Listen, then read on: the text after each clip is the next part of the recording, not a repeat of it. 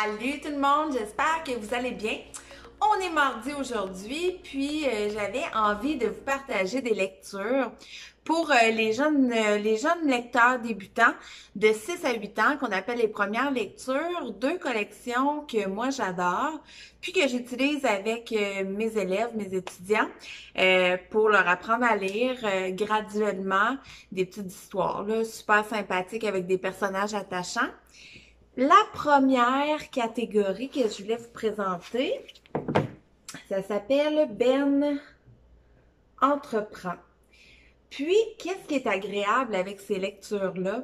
C'est qu'ils sont basés sur des thématiques de lecture. Par exemple, ici, on a la persévérance. Donc, c'est l'histoire où on va demander, dans le fond, aux petits garçons de persévérer, même s'il y a des petits obstacles à surmonter.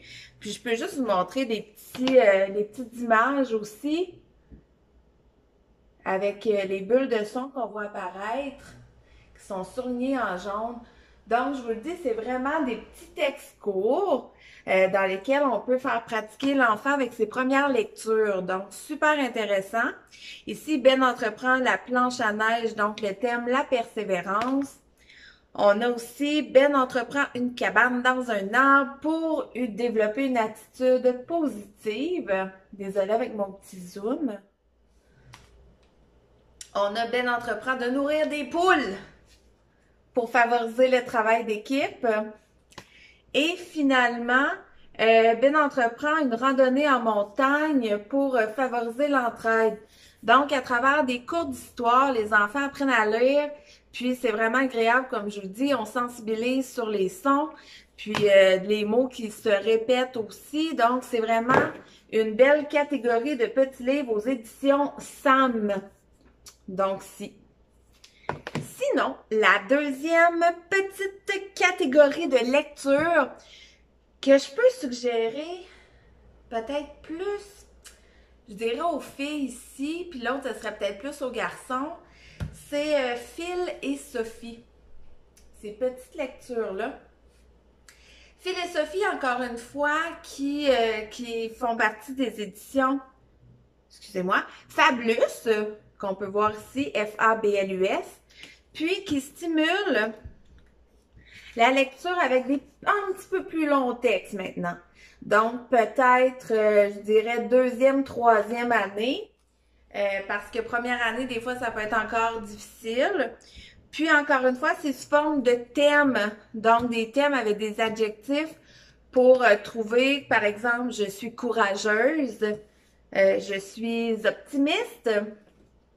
Après ça, on a je suis franc. Donc, la franchise, c'est important. Puis, finalement, je suis reconnaissant. Donc, vous avez comme différentes petites thématiques, puis qui peuvent être vraiment agréables à lire en tout temps. Parce que là, ces temps-ci, je sais que plusieurs enseignants, dans leur plan de travail, demandent aux enfants, et ça se fait depuis longtemps aussi, demandent aux enfants de lire au moins de 15 à 30 minutes, selon le niveau d'apprentissage, évidemment, par soir ou par jour, parce qu'il y en a des fois qui vont lire beaucoup plus le matin, puis qui ne liront pas nécessairement de soir. Donc, c'est une belle suggestion pour vos cocos. Sinon, là, j'irais... Ouais, j'en ai sorti d'autres. Ça, c'est différent, puis vous les avez au niveau primaire à tous les niveaux. Ça s'appelle, dans le fond, c'est des éditions Caractère, puis ça s'appelle l'heure de la lecture. Donc, moi, j'ai le niveau aussi entre les mains. Désolée, mon zoom est... Donc, deuxième et troisième année. Puis, vous avez 4 histoires différentes par livre. Des fois plus même. Tu sais, comme deuxième année, c'est marqué 12. Puis, troisième année, 4. Et c'est sous forme de petits chapitres. Là, je vais vous montrer la grosseur environ des pages. Donc, vous voyez, vous avez des petites images aussi d'intégrer. C'est vraiment très, très bien fait. Moi, pour ma part, je les utilise souvent pour faire des compréhensions de lecture avec les jeunes. Donc, je définis moi-même mes questions avec eux. Puis après ça, ben, on lit des chapitres avec une lecture partagée. Puis après ça, je lui demande de répondre aux questions. Donc, super, super intéressant aussi.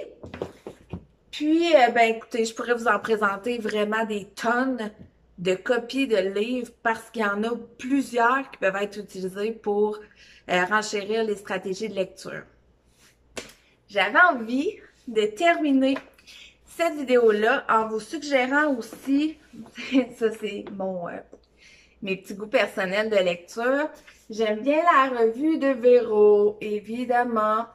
Là, c'est la dernière qu'elle est sortie. Puis à l'intérieur, dans l'onglet santé, au niveau des articles, on a un article qui est vraiment super intéressant pour vivre avec l'hypersensibilité des enfants. Des fois, on ne sait pas comment les comprendre, puis on les juge peut-être trop rapidement. Puis là, je pense que dans ces temps difficiles, c'est vraiment une lecture qui est réconfortante parce qu'on vous donne des trucs pour gérer la surcharge, peut-être cognitive au niveau du stress, puis tout ce qu'il doit faire et autres. Donc, ça, c'est ma lecture à moi, personnelle, à travers les romans, des fois, que je dois lire avec les étudiants. D'ailleurs, les étudiants de secondaire aussi ont beaucoup de tâches au niveau de la lecture à faire. Puis, souvent, ce que je fais, c'est que je lis avec eux une partie du roman. Puis, encore une fois, on échange sur les personnages, sur les péripéties, sur peu importe quoi, là, différentes notions, dans le fond, qu'ils doivent aborder. C'est ça que j'aime faire. Donc, j'espère que ça vous a plu, cette petite capsule-là sur les stratégies de lecture, encore une fois, aujourd'hui, au goût du jour. Pour les petits, surtout, de première à troisième année. Je vous reviendrai plus tard avec peut-être des suggestions pour deuxième et troisième cycle, basées surtout sur quatrième, 5 et sixième année. Donc là-dessus, je vous souhaite une belle soirée, une belle semaine. On lâche pas et à la prochaine, gang!